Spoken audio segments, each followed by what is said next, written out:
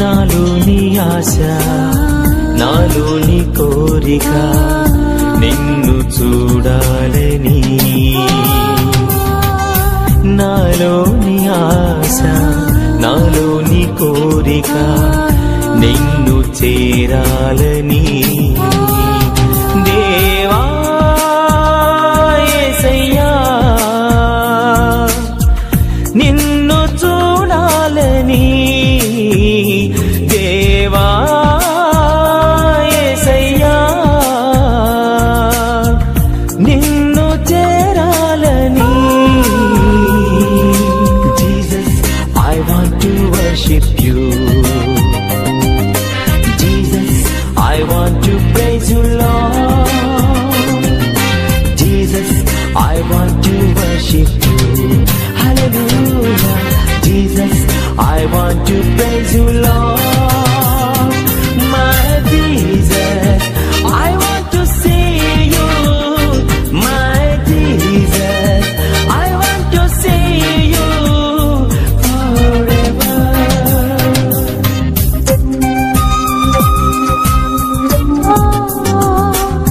శ్రమలు నన్ను తరిమినా విడువలేదు నీ కృపా. వేదనలో నేను కృంగినా లేవనెత్తెను నీ చేయి.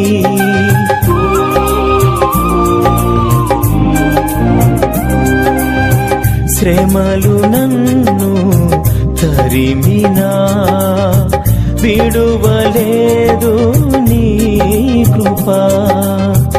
వేదనలో నేను కృంగినా లేవనెత్తెను నీ చేయి. ఎన్ని యుగాలకైనను స్తుతులకు పాత్రుడా. తరతరాలు మారినా మారని దేవుడా.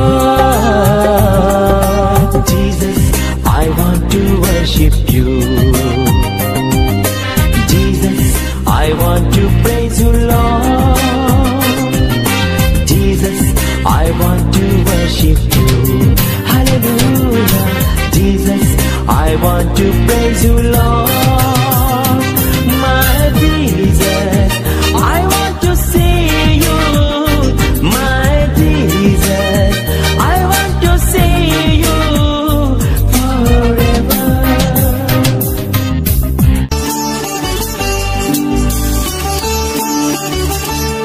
క్రీస్తునందు ప్రియ సహోదర సహోదరులారా, ఈ ప్రపంచంలో గొప్ప అద్భుతం ఏది అని ఒకవేళ మనం ప్రశ్నిస్తే,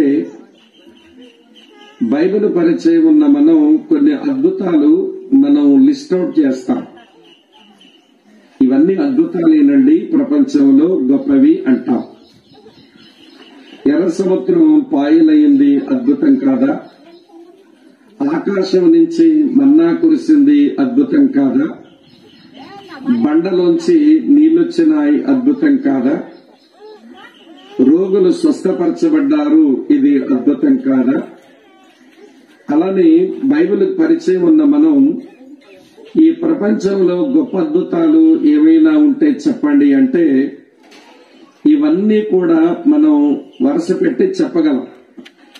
ఎందుకంటే బైబిల్ పరిచయం ఉన్నవారం గనక, ఈ అద్భుతాలు గురించినటువంటి కొంత పరిజ్ఞానం ఉంది గనక ఇవన్నీ అద్భుతాలే అని చెప్తాం.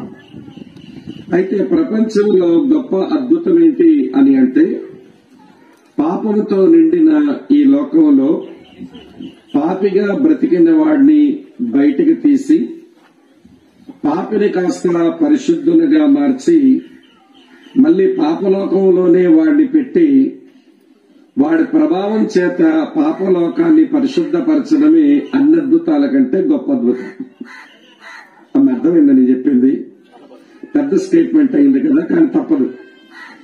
పాపముతో నిండిన లోకంలోంచి ఒక పాపిని బయటకు తీసి పరిశుద్ధపరిచి మళ్లీ వాడిని పాపలోకంలోనే పెట్టి వాని ప్రభావం చేత పాపలోకాన్ని పరిశుద్ధపరచడం అనేది ప్రపంచంలో ఉన్న అన్ని అద్భుతాల కంటే మహా గొప్ప అద్భుతం అది. దేవుడు ఎర్ర సముద్రాన్ని పాయలు చేస్తాడు, ఎన్ని సముద్రాన్ని పాయలు చేయగలడు, బండలోంచి నీళ్ళు ఇవ్వగలడు, ఏమీ లేకుండా కూడా నీళ్ళు ఇవ్వగలడు. అలాంటి శక్తివంతుడైన దేవుడు ఎన్నో అద్భుతాలు చేశాడు, చేసి చూపించాడు, చేస్తాడు కూడా.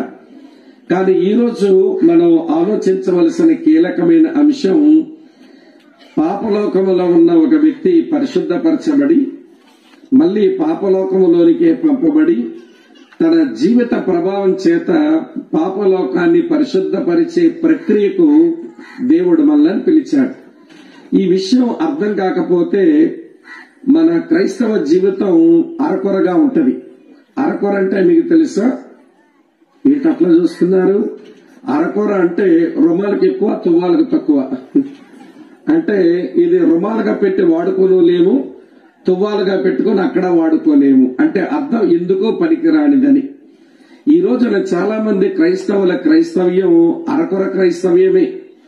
దేవుని సంకల్పాలు నెరవేర్చబడ్డానికి పనికిరాదు, మీరు ఆశీర్వదించబడ్డానికి కూడా పనికిరాని క్రైస్తవ్యం నేడు మనం చేసుకుంటూ మేము క్రైస్తవులమే అంటూ ఎవడి జబ్బా వాడు చర్చుకుని మనం వెళ్లిపోతా ఉన్నాం. సరే, మనం ఈ రోజు ప్రభు యొక్క గొప్ప ఉద్దేశాన్ని, ఆ గొప్ప అద్భుతాన్ని మనం అర్థం చేసుకోవడానికి మనం ప్రయత్నం చేస్తాం. అపోస్తలుడైనటువంటి పేతురు తాను రాసినటువంటి ఈ 2 పత్రికల్లో మొదటి పత్రిక ఒక ప్రత్యేకమైన కారణాన్ని బట్టి తాను వ్రాసినట్టు ఆయనే రాశాడు. మీ కొరకే చదువుతాను, ఇక్కడి నుంచి వాక్యాలు చూస్తూ ఉండండి. చదువుతున్నాను. పేతురు రాసిన మొదటి పత్రిక 5వ అధ్యాయం 12వ వచనంలో చూడండి. మిమ్మల్ని హెచ్చరించుచు ఇదే దేవుని సత్యమైన కృప అని సాక్ష్యము చెప్పుచు సంక్షేపముగా వ్రాసి మీకు నమ్మకమైన సహోదరుడని నేనించిన సిల్వాను చేత దీనిని పంపుచున్నాను. ఈ సత్య కృపలో నిలకడగా ఉండండి. ప్రియులారా, ఈ వచనంలో తాను ఎందుకు ఈ పత్రికను రాయాల్సి వచ్చిందో కారణం ఈ వచనంలో భక్తుడు రాశాడు. అదేంటంటే, దేవుని సత్యమైన కృప గురించి సాక్ష్యం ఇచ్చి మీరు ఆ సత్య కృపలో నిలిచి ఉండాలి అని చెప్పి నేను ఈ పత్రికను రాశాను అన్నాడు. వినండి ప్రియమైన స్నేహితులారా, కృపకు వ్యతిరేకం ఏంటో చెప్పండి. ఇక్కడ ఉన్నారా లేదా? ఏమండి, కృపకు వ్యతిరేకం ఏంటో చెప్పండి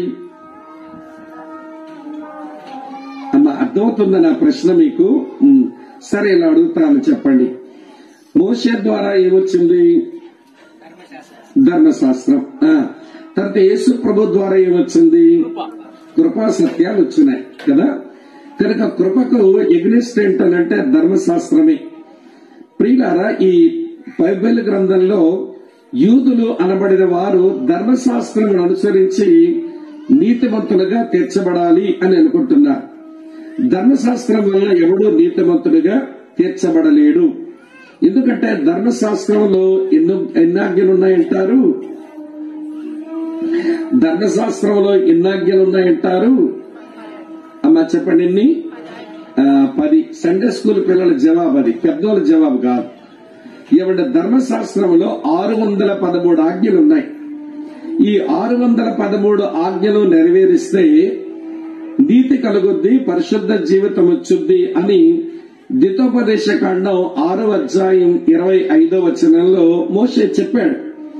అవును, ధర్మశాస్త్రంలో ఉన్న ఆజ్ఞలన్నీ పాటించి అనుసరించగలిగితే నీతి కలుగును అన్నాడు. కానీ విచారకరమైన విషయం, ధర్మశాస్త్రాన్ని నెరవేర్చగలిగిన అనుసరించగలిగిన శక్తి సామర్థ్యాలు భూమి మీద యేసుకు మినహాయించి మరి ఎవరికీ లేవు. యేసును మినహాయించి మరి ఎవరికీ శక్తి సామర్థ్యాలు లేవు. అలాగని ధర్మశాస్త్రం చెడ్డదా అంటే కాదు. ధర్మశాస్త్రం ఉత్తమమైనది, ధర్మశాస్త్రం పరిశుద్ధమైనది, ధర్మశాస్త్రం నీతి కలిగింది. సమస్య అంతా మన దగ్గరే ఉంది. ఈ ఉత్తమమైన పరిశుద్ధమైన నీతి కలిగిన ధర్మశాస్త్రాన్ని నెరవేర్చలేని బలహీనత మన దగ్గరున్న కారణం చేత మనకు పరిశుద్ధత రావడం లేదు. ఆ కారణం చేత ధర్మశాస్త్రమును ప్రక్కకు పెట్టి కృపను అనుగ్రహిస్తే వీళ్ళు నీతిమంతులై తర్వాత పరిశుద్ధ జీవితం జీవిస్తారు అని దేవుడే శరీరంతో యేసుక్రీస్తుగా వచ్చి కృపను సత్యాన్ని తీసుకుని వచ్చాడు. ఇప్పుడు ఆ సత్యమైన కృపలో మనం నిలిస్తే, ఆ సత్యమైన కృపలో మనం ఉంటే మన పరిశుద్ధపరచబడి పరిశుద్ధులంగా జీవిస్తాము. ఇది ఈ 66 పుస్తకాల్లో ఉన్న ఒక గంభీరమైన పునాది సత్యం.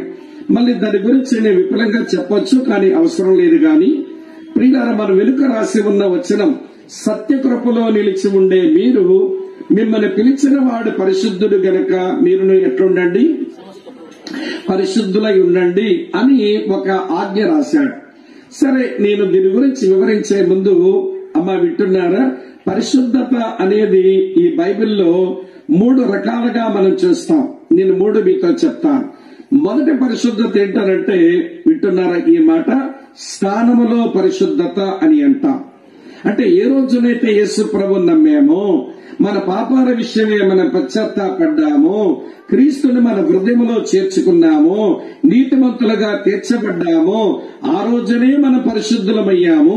దీన్ని స్థానములో పరిశుద్ధత అంటారు. ఇంగ్లీష్ లో పొజిషనల్ హోలీనెస్ అన్నారు. అలాని చెప్పి మన పవిత్రులంగా కనబడుతున్నామని కాదు సుమా. మన పాపలోకంలోనే ఉన్నాం కాబట్టి మనకు శత్రువైన అటువైపు సాతానుడు, మనకు శత్రువైన మన ప్రాచీన స్వభావం, మనకు శత్రువైన అపవాది మన మీద దాడి చేస్తూ ఉంటే రెండో పరిశుద్ధతలోనికి రావాలట. దానిని ఏమన్నారంటే ఆచరణాత్మక పరిశుద్ధత అన్నారు. దాని ఇంగ్లీష్ లో ప్రాక్టికల్ హోలీనెస్ అని అంటారు. స్థానంలో పరిశుద్ధత పొందేది మంచిదే, కానీ స్థితి అందరి పరిశుద్ధులు అవ్వాలి. అందుకనే ఒక దేవుని సేవకుడు పాట రాస్తుంటాడు, మేలుకో విశ్వాసి మేలుకో, చూచుకో నీ స్థితిని కాచుకో అని రాస్తూ ఒక చరణం ఇలా రాశాడు, స్థానములో పరిశుద్ధత చాలునా, స్థితి అందరి పరిశుద్ధత కోరవా. ఆయన నీకు పరిశుద్ధుడు పరిశుద్ధురాలు అన్న స్థానం ఇచ్చాడు, మంచిది. ఆ స్థానములో పరిశుద్ధత సరిపోతుందా నీకు? మరి స్థితి అందరి పరిశుద్ధుడిగా ఉండవా? నువ్వు స్థితి అందల పరిశుద్ధత కోరవా అనగా ఆచరణాత్మక జీవితంలో, అంటే మన సమస్త ప్రవర్తన యందు పరిశుద్ధులుగా ఉండడానికి ప్రయాసపడమా అని పిలిచాడు అన్నమాట. ఇక్కడ ఉన్నారా లేదా అమ్మా? వింటున్నారా? ఏదో చెప్పండి. ఇక్కడ ఉన్నారా మీరంతా? కళ్ళు కనబడడం లేదేంటా అనకండి. ఏమండి, నేను అడిగింది ఏంటంటే మీ మనసు ఎక్కడ ఉందో లేదో అడుగుతున్నాను అన్నమాట. స్థానములో పరిశుద్ధత నమ్మగానే దొరికింది. స్థితి అందల పరిశుద్ధత ఆయన వచ్చే వరకు, మనం చచ్చే వరకు స్థితి అందల పరిశుద్ధతను మనం కలిగి ఉంటూ ఉండాలి. 3వ పరిశుద్ధత ఉంది బైబిల్లో. అదేంటో తెలుసా? సంపూర్ణమైన పరిశుద్ధత. దీన్ని పెర్ఫెక్ట్ హోలీనెస్ అంటారు. ఇది ఎప్పుడు వస్తుంది అంటే ఆయన ముందుకు మనం వెళ్లిన రోజున, ఆయన మన ముందు ప్రత్యక్షమైన రోజున. వినండి, సంపూర్ణమైన పరిశుద్ధత దేవుని పిల్లలమైన మనకు సంభవిస్తుంది. ఆ సంపూర్ణమైన పరిశుద్ధతకు వెళ్లాలనంటే స్థితి అందల పరిశుద్ధత కలిగి ఉండాలి. స్థితి అందల పరిశుద్ధత కలిగి ఉండాలంటే ముందు స్థానములో పరిశుద్ధత నువ్వు సంపాదించుకోవాలి. సరే, ఈ 3 నువ్వు నిజముగా యేసు ప్రభు నమ్మిన మాట నిజమైతే, నీ పాపాల విషయమై పశ్చాత్తాపడిన మాట నిజమైతే, ఆయన రక్తములో నీ జీవితాన్ని కడుక్కున్న మాట నిజమైతే, స్థానంలో పరిశుద్ధత మీకు వచ్చేసింది ఆల్రెడీ. కృపచేత మీరు రక్షించబడి ఆ కృపచేత దేవుని కొరకు పరిశుద్ధపరచబడిన వారు. సరిపెట్టుకోకండి. సత్య కృపలో మీరు నిలిచి ఉండే వాళ్ళు కావాలి కాబట్టి మీ సమస్త ప్రవర్తన యందు మీరు పరిశుద్ధులై ఉండండి అని స్థితి అందరి పరిశుద్ధత కొరకే పేతురు భక్తుడు రాశాడు. ఆచరణాత్మకమైన పరిశుద్ధత కొరకే పేతురు భక్తుడు రాశాడు. క్రియాశీలక పరిశుద్ధత కొరకే పేతురు భక్తుడు రాశాడు. స్థానములో మన పరిశుద్ధులమే, కానీ స్థితి అందల మన పరిశుద్ధులమై జీవించాలి. అందరూ ఉంటే అసలు వ్యక్తిగత పరిశుద్ధత ఎలాగొస్తుందో ఆ సంగతుల మధ్యాహ్నం చెప్తాను గాని ఈరోజు వ్యక్తిగత పరిశుద్ధత ఎందుకు లోపిస్తుందో, విశ్వాసుల్లో సంఘాలలో వ్యక్తిగత పరిశుద్ధత ఎందుకు లోపిస్తుందో కారణాలు చూపిస్తా. అమ్మా వింటున్నారా? దేవుని చిత్తం ఏమిటి అని అంటే, మీరు స్థానములో పరిశుద్ధత పొందిన మీరు స్థితి అందల పరిశుద్ధులై ఉండి సంపూర్ణమైన పరిశుద్ధత కొరకు రండి. అది దేవుని చిత్తం. కాబట్టి ఈ ఉదయకాల సమయంలో ఎందుకు క్రైస్తవులకు పరిశుద్ధంగా ఉండాలని ఈ వచనం తెలియనోళ్ళ మీరు నా ముందు కూర్చున్నా చెప్పండి. ఎన్నిసార్లు చదివామండి ఈ వచనం మీద దేవుని దాసులు ఎన్నిసార్లు ప్రసంగాలు చేశారండి? ఈ వచనం ఏమైనా తెలియని మనుషులమా? ఇదేమైనా మనకు అమ్మా వింటున్నారా, మనకు తెలియని ఒక అజ్ఞాత వచనమా? ఇదైనా అజ్ఞాత వచనం కాదు. ఈ వచనం మనకు చాలా సుపరిచితమైన వచనమే. కానీ ఎందుకు ఈనాటి క్రైస్తవుల్లో వ్యక్తిగత పరిశుద్ధత లోపించింది? ఈ వ్యక్తిగత పరిశుద్ధత లోపించడం వలన సంఘము అపరిశుద్ధ పాలైపోతుంది. బిడ్డకు సిలువ వేయబడిన యేసుక్రీస్తును బాహాటంగా మళ్ళీ ఎందుకు ఈ క్రైస్తవులు అవమానపరుస్తున్నారు? దేవునికి మహిమెందుకు తీసుకురాలేకపోతున్నారు? ఇంకా ఇలది ఒక బతికేనా అని యేసుని ఎరగని వారి చేత ఏసడింపు మాటలు మనం ఎందుకు వినవలసి వస్తున్నది? అది చెప్తా ఇప్పుడు.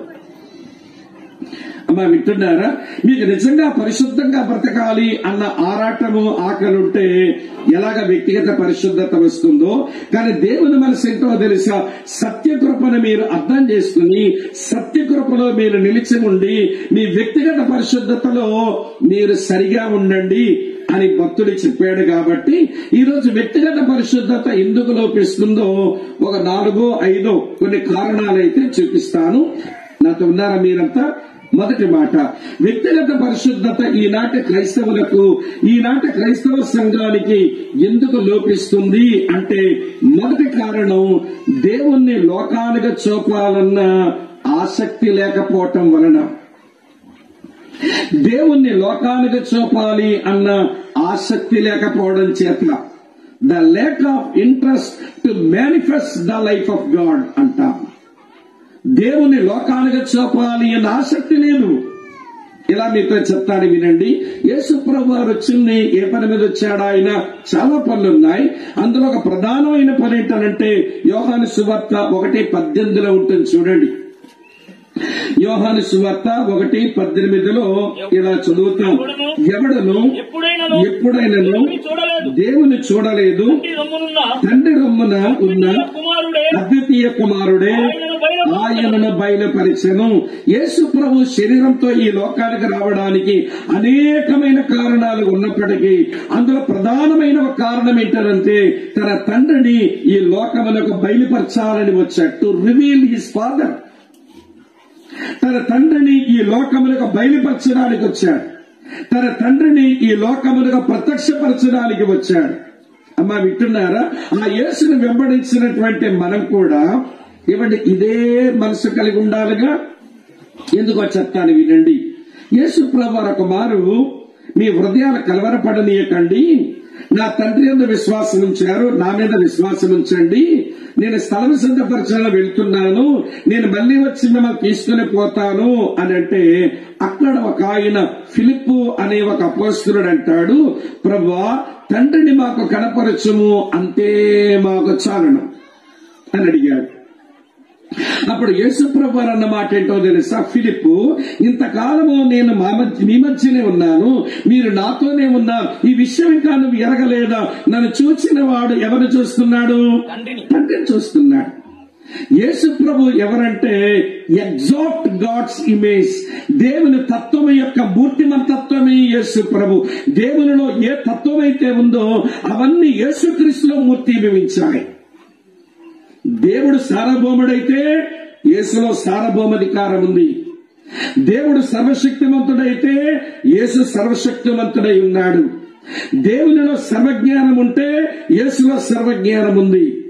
దేవుడు సర్వవ్యాపకుడైతే యేసు కూడా సర్వవ్యాపకుడే. దేవునిలో ప్రేమ ఉంటే యేసులోనూ ప్రేమ ఉంది.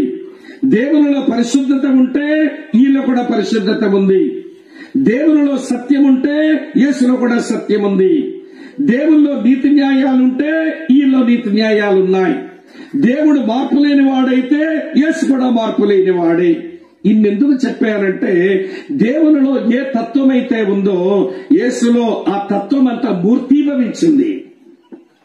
అందుకని హెబ్రీ గ్రంథకర్త అంటాడు, యేసు దేవుని తత్వం యొక్క మూర్తిమంతత్వమునై ఉన్నాడు అని రాశాడు. అందుకనే ఫిలిప్పుతో అంటున్నాడు, ఏమయ్యా ఫిలిప్పు, ఇంతకాలం మీ మధ్య ఉన్నాను, ఈ విషయమే నువ్వు ఎరగలేదా? నన్ను చూచిన వాడు చెప్పండి నా తండ్రిని చూచి ఉన్నాడు. నన్ను చూస్తే నా తండ్రిని చూసినట్లే.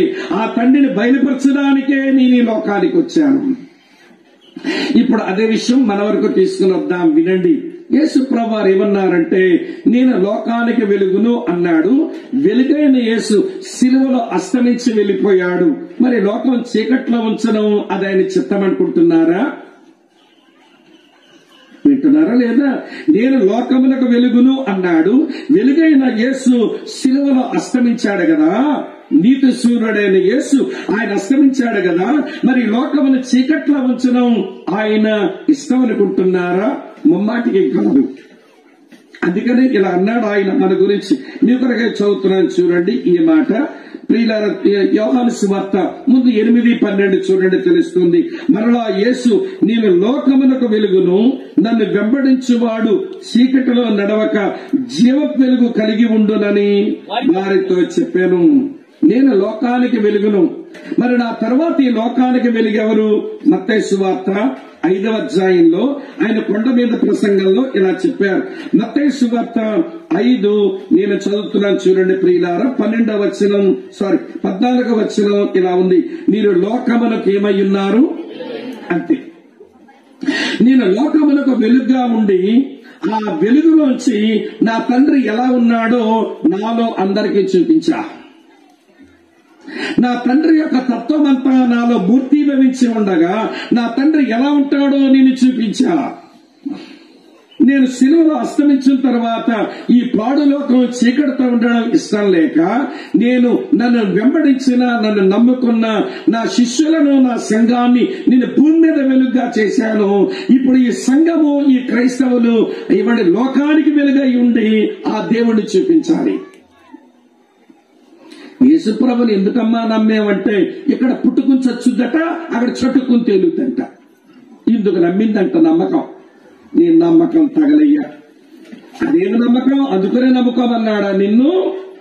అసలు నమ్మడం అందుకొరకేనా, మనం నమ్ముకోవడం అందుకొరకేనా? యేసుని ఎందుకు నమ్మాలో తెలుసా? ఆయన సంకల్పం నెరిగి మన జీవితాల ద్వారా ఆయన సంకల్పం నెరవేర్చడానికి నమ్మితే, ఆయన సంకల్పం ఏంటో తెలుసా? చీకటితో నిండిన ఈ లోకమునకు మీరే వెలుగై ఉండి, నాలోంచి నా తండ్రిని ఎట్లా చూపినానో మీలోంచి నా తండ్రిని మీరు లోకానికి చూపండి. ఈ రోజు క్రైస్తవ విశ్వాసికి, క్రైస్తవ సంఘానికి వ్యక్తిగత పరిశుద్ధత ఎందుకు లోపించిందంటే, నన్ను చూసిన వాడు నాలో నా యేసును చూడాలి అన్న ఆరాటం లేదు. నన్ను చూసినటువంటి వాడు నా తండ్రిని చూడాలి అన్న తపన మనకు లేదు. ఎందుకు నమ్మామంటే అవసరాలు తీర్చుకోవడానికి నమ్మారు వీళ్ళు. దొంగ నమ్మకాలు, తోడు విశ్వాసాలు. ఎందుకమ్మా నమ్మేవు? అయితే జబ్బన్నా తగ్గాలి, లేదా అప్పన్నా తీరాలి, లేక ఆస్తి అయినా పెరగాలి, లేక అంతస్తైనా కట్టుకోవాలి. ఇందుకు నమ్మారంట నమ్మకం. మా శ్రీకాకుళం భాషలో, నా భాషలో ఈ దిక్కుమాల విశ్వాసం ఇది. ఈ దిక్కుమాల విశ్వాసం నేర్చుకున్నాం మనం. తప్పు మీద అండం లేదులేండి, మా బోటి బోధకులదే పెద్ద లోపమైపోయింది. నేను ఎందుకు నమ్మానో తెలుసా? ఆయన నిజముగా దేవుడని అర్థమైంది, నమ్మాను. నా ద్వారా ఆయన సంకల్పం ఏమి నెరవేర్చుకోవాలి అని అనుకుంటున్నాడో అందుకొరకు నమ్మాను అనే మాటగా మనం వస్తే, ఆ స్థాయికి మనం ఎదిగితే, నన్ను చూసిన వాడు నాలో నా యేసును చూడాలి అని బతకడం వస్తే, ఆ పరిశుద్ధురాలకు ఎందుకుంటావు? అపరిశుద్ధుడిగా ఎందుకుంటావు? పాపముతో నిండిన లోకములో ఒక పరిశుద్ధమైన వ్యక్తి ఉంటావు. అట్లాంటి వాళ్ళు ఎట్లుంటారో చెప్పనా? మురికి కాలువలో కనబడుతున్న తెల్ల కలవ పువ్వులా ఉంటావు. లోకమంతా ఇది పెద్ద మురికి కాలువ, నల్లగా మడ్డి పట్టింది మురికి కాలువ. ఆ మురికి కాలువలో ఒక తెల్లటి కలవ పువ్వులాగా నువ్వు కనబడతావు. ఏంటండి ఇంత తెల్లగా ఉంది, మాకు భలే ఆశ్చర్యం వేస్తుందని లోకానికే ఒక క్రైస్తవుడి పెద్ద ఆశ్చర్యం. అలా బతకపోతే నీ జీవితం పెద్ద అనర్థం. అంతే. ఇక్కడ ఉన్నారా లేదా? ఏంటప్పుడే బిక్కమొఖాలు ఇస్తారు. మొదటి పాయింటే. ఇంకా చాలా మంది మాట్లాడుకోవాలి. ఇప్పుడు చెప్పండి, నన్ను చూసిన వాడు నాలో నా ప్రభుని చూడాలి అన్న ఆకలి ఆరాటం ఉందంటారా? మీకు మంచి శుభార్త చెప్తాను. మనకు గర్వించదగ్గ అత్యించదగ్గ కారణం చెప్తాను. రూత్ టక్కర్ అనే హిస్టోరియన్, అంటే క్రైస్తవ సంఘ చరిత్ర రాసిన ఒక చరిత్ర రాసిన వ్యక్తి ఇలా రాశారు ఒక చరిత్ర పుస్తకంలో. చరిత్ర పుస్తకం పేరు జెరూసలేం టు జయ. ఆ చరిత్ర పుస్తకం పేరే జెరూసలేం టు జయ. ఆ పుస్తకంలో వింటున్నారా, ఈ ప్రపంచంలో యేసులాగా బతికినోరు ఇద్దరే నాకు కనబడ్డారు. నేను చరిత్రంతా రాస్తున్నప్పుడు యేసులాగా బ్రతికినోరు నాకు ఇద్దరే కనబడ్డారు అని రాశారు. అందులో ఒక వ్యక్తి పేరు, భారతదేశంలో ఉండి దేవుని కొరకు సాక్షిగా జీవించి సేవ చేసిన వ్యక్తి, ఆయన పేరు సాధు సుందర్ సింగ్. యేసులాగా బ్రతికాడంట.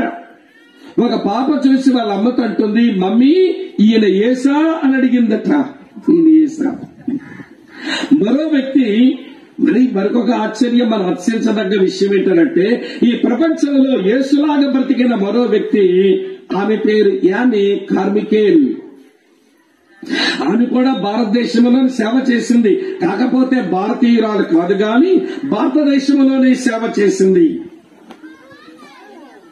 మన కింద ఉన్న రాష్ట్రమైన తమిళనాడు రాష్ట్రంలో దోనావూర్ అనే పట్టణంలో ఒక మిషనరీ దేవుని సేవ చేస్తున్నట్ట. ఆ రోజుల్లో చేస్తుంటే దోనావూరు పట్టణం అంతా వింటున్నారు, వేశ్యలతో నిండిపోయిన పట్టణం. కారణం, అక్కడ దేవదాసి విధానం ఉంది. అంటే తల్లిదండ్రులే వాళ్ళకి పుట్టిన పెద్ద ఆడపిల్లను, మొట్టమొదట ఆ పిల్ల పుడితే ఆమె జ్యేష్ఠురాలైతే ఆ పిల్ల మెచ్యూర్ అవ్వగానే వారు దేవాలయానికి అప్పగిస్తారు. ఆ పిల్ల దేవదాసిగా దేవాలయాల్లో బతకవలసింది. దేవదాసీలుగా మారిన ఆడపిల్లలు పగలంతా అర్చకులకు వారు పరిచర్యలు చేస్తారు. రాత్రి రోడ్డు మీదకి వచ్చి వేశ్యలుగా పనిచేసి పైసలు సంపాదించి మందిరం దగ్గర ఉన్న అర్చకులకు తిరిగి పైసలు ఇవ్వాలి.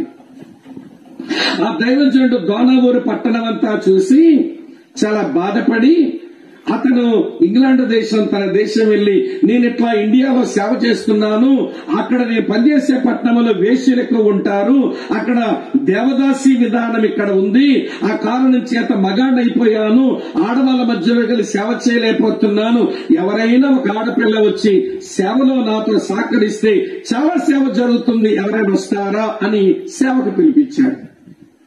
వింటున్నారా మీరంతా? ఆ పిలుపు అందుకుంది ఒక పిల్ల. ఇప్పుడు ఈ పిల్ల గురించి 2 మాటలు చెప్పాలి. ఈ పిల్లకు, వింటున్నారా లేదా, పిల్లి కళ్ళు దేవుడు ఇచ్చాడు.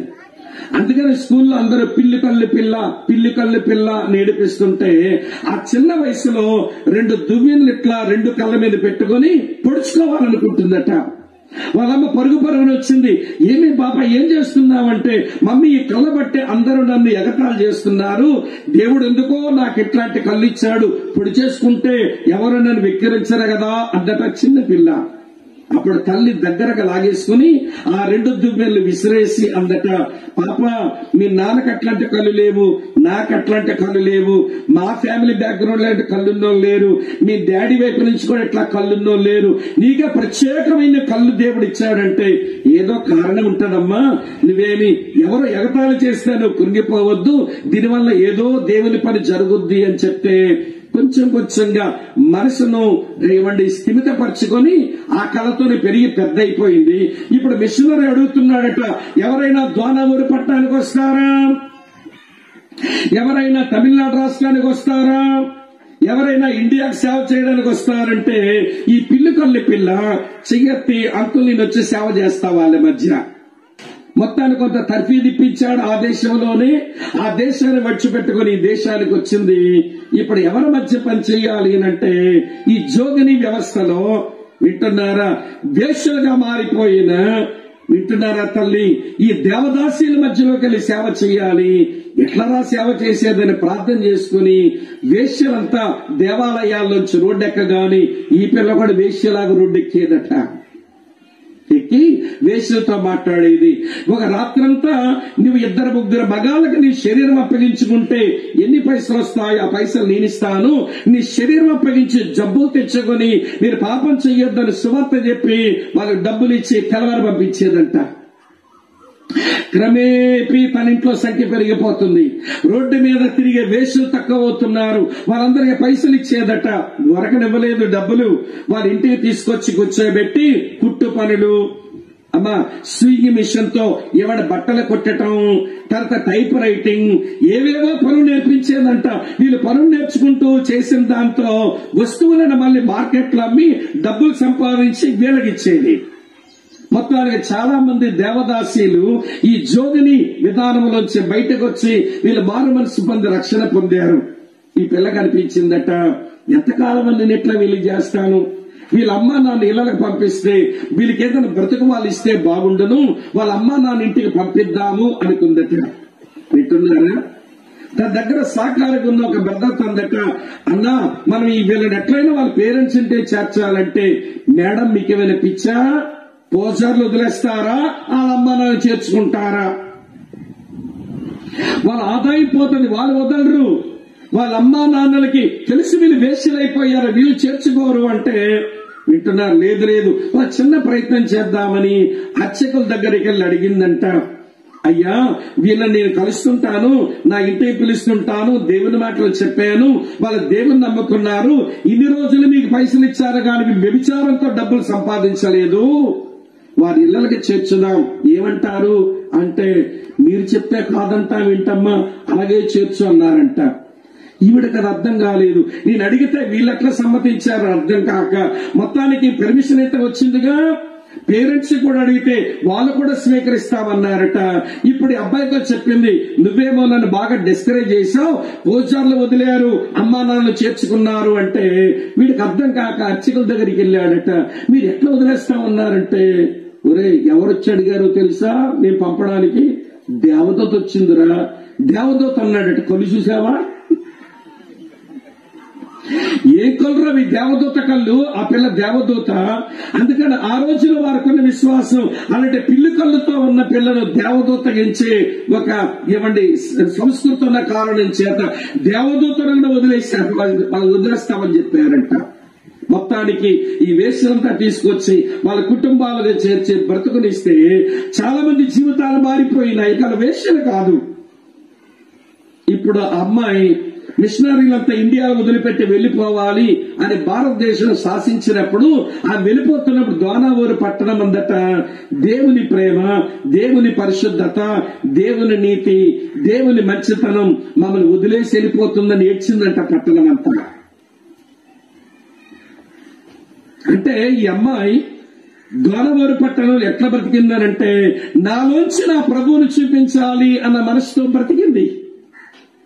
దేవుని పరిశుద్ధత, నీతి ఆమె జీవితంలోంచి చూపించడానికి ప్రయత్నపడింది. అనేకులు బ్రతుకునివ్వడమే కాకుండా దేవుని స్వభావ లక్షణాల లోకానికి చూపించింది.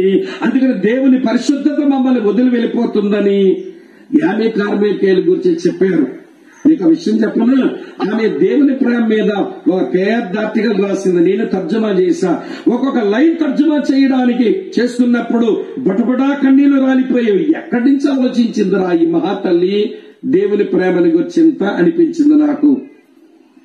దేవుని ప్రేమను ఎరిగి, దేవుని ప్రేమను అనుభవించి, దేవుని పరిశుద్ధతను ఎరిగి, పరిశుద్ధంగా జీవించి అనేకులకు దేవుని చూపించింది. ఈ రోజున క్రైస్తవ విశ్వాసులకు, నేటి స్థానిక సంఘాలకు వ్యక్తిగత పరిశుద్ధత ఎందుకు లోపించింది అని అంటే, మేము దేవుణ్ణి లోకానికి చూపించాలి అన్న తపన లేదు మనకు. ఎందుకు యేసుని నమ్మామంటే యేసయ్యతో పనులు చేయించుకోవడానికి, ఎందుకు యేసు ప్రభువు నమ్మామంటే యేసయ్య దగ్గర దీవెనలు పొందడానికి.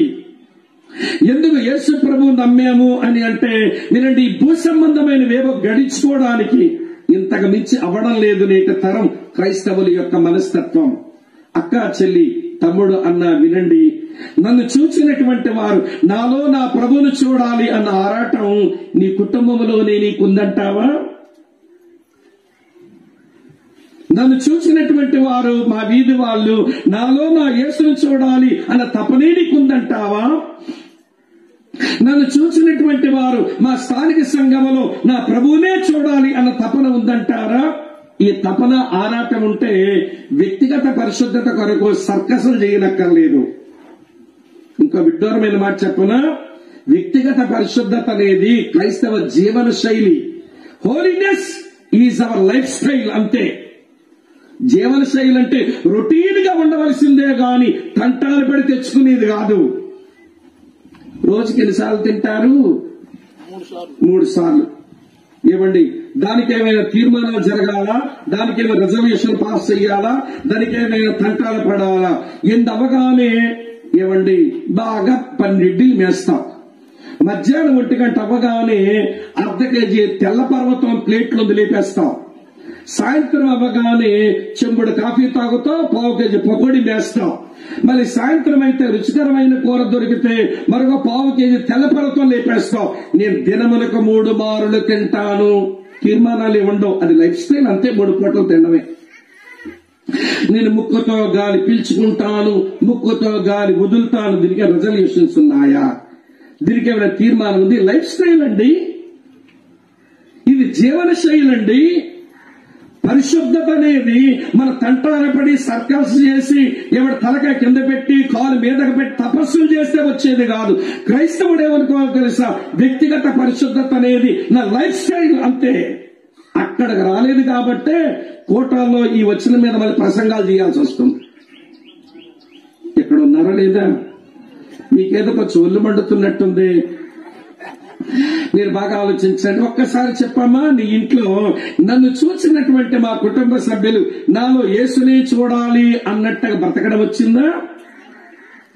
మీ అత్తమ్మ నిన్ను చూసి నా కోడల్లో యేసు ప్రభు యొక్క ప్రేమ చూడొచ్చండి అని పొరిగింట ముసలమ్మతో చెప్పగలదా?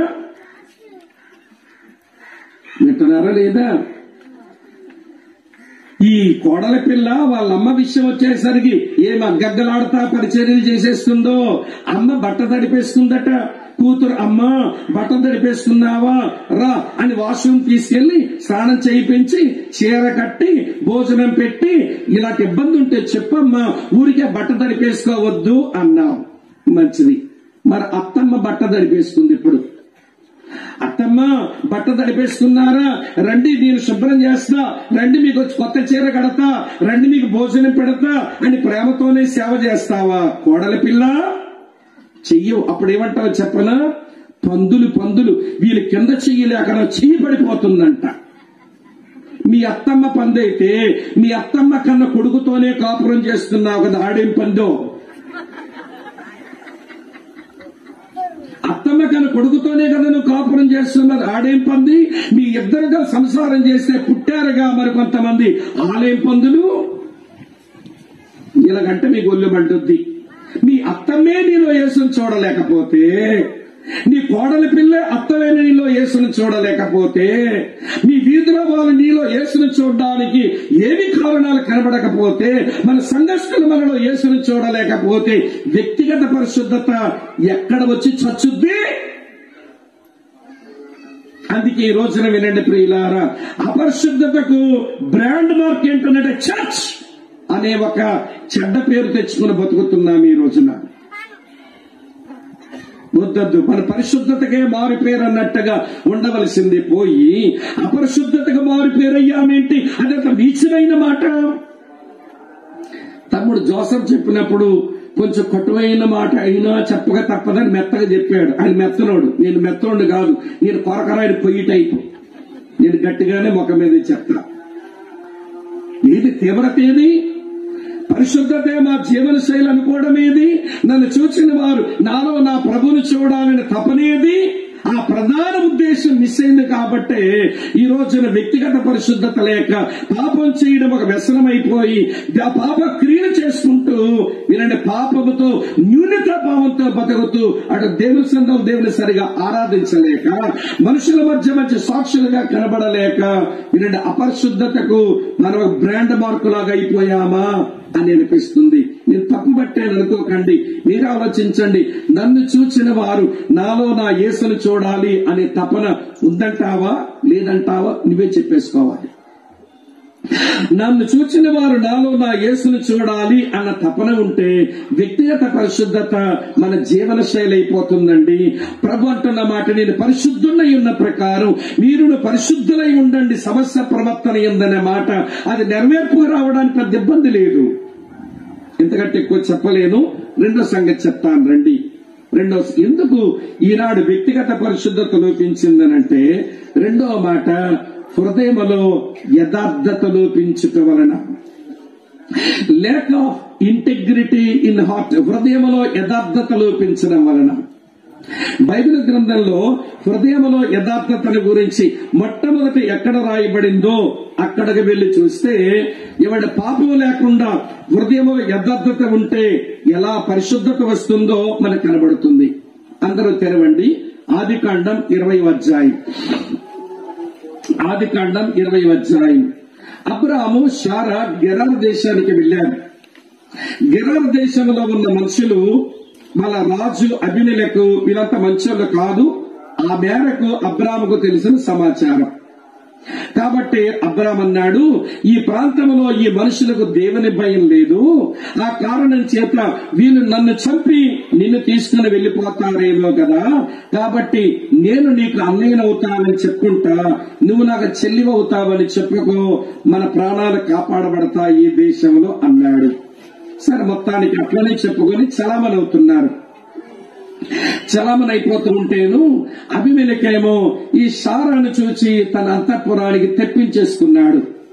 సహజంగా ప్యాగన్ కింగ్స్ అంటే అన్య దేశపు రాజులు ఎవరైనా కొత్త అమ్మాయిని వారు తెప్పించుకుంటే ఆమెను అన్ని రకాల శుభ్రాలు చేయించుకొని ఆమెతో త్వరగా ఎవరు సహజీవనం చేయడానికి తపన పడతారు. ఎందుకో అబీమెలెకు ఆ ప్రయత్నం చేయలేదు. శారా అక్కడనే ఉంది, అబీమెలెకు అక్కడనే ఉన్నాడు, నిద్రపోతున్నాడు. అబీమెలెకు దేవుని స్వరం ఇలా వచ్చింది. చదువుతున్నాను చూడండి. ఈ రోజు కొన్ని సిగ్గుపడాల్సిన కొన్ని విషయాలు చెప్తాను. 20వ అధ్యాయం చదువుతున్నాను చూడండి ప్రియులారా.